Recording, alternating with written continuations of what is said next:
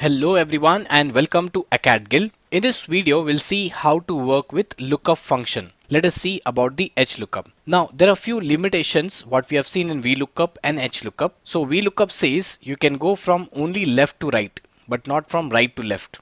So that limitation, if I want to overcome, I'll use the function lookup function. So what lookup function says is, with the help of this column, you can find out the values from this column. That means this should be a lookup vector. This would be your result vector. Okay. So if I want to find out what is the product for this description. So the description is flying range 110. So the product would be boom 8, boom 08. Same way, if I search for flying range 80, I should get the answer as boom 06. So what is the method? So function I'll be using as lookup function. Just have a look here. In the description, I've already created a drop down list with all the lookup values. Okay, so I don't have to type every now and then. Now simply I'll go to this product cell. Okay, and I'll just type a function here, equal to lookup. Okay, equal to lookup. Now there are basically two methods by finding out the values. So let us see the first one. We have lookup value. That's my lookup value, comma. This lookup value belongs to this lookup vector. Okay, see, once I put comma, it's asking me lookup vector. So this cell number flying range is present in this column. That's a D column, comma. And now what do you want the result vector? Okay, so result vector, definitely I want the product. Okay, that's it. So three parameters you have to use in the lookup function. And once you press enter, you'll get as boom 02. So if you see, flying range 20 has the product as boom 02. Let us verify. If I click on the drop down, select as flying range 70, I'll be getting the answer as boom 05. You see, boom 05. One more.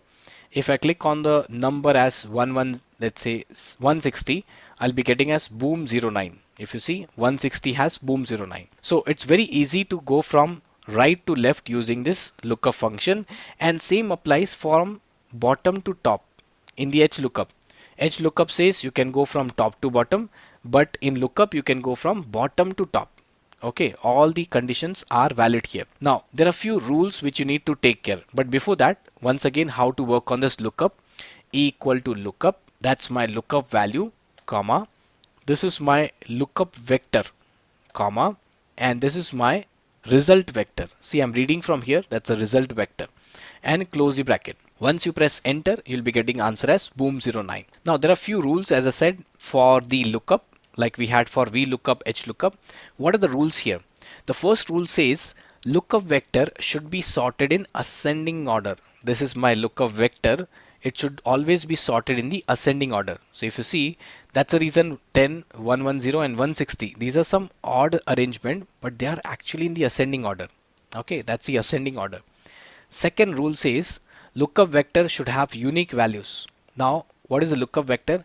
This is my lookup vector, and if you see, all the values in this lookup vector are unique. They don't have any duplicate values. Okay, so these are basic two rules which you have to follow if you're trying to use this lookup function here, right? So I hope you have understood how to work on this lookup, and that's all for this video. Hey guys, if you like the video, please support us by clicking on the like button and subscribe the channel for further new upcoming videos on Excel. Thank you.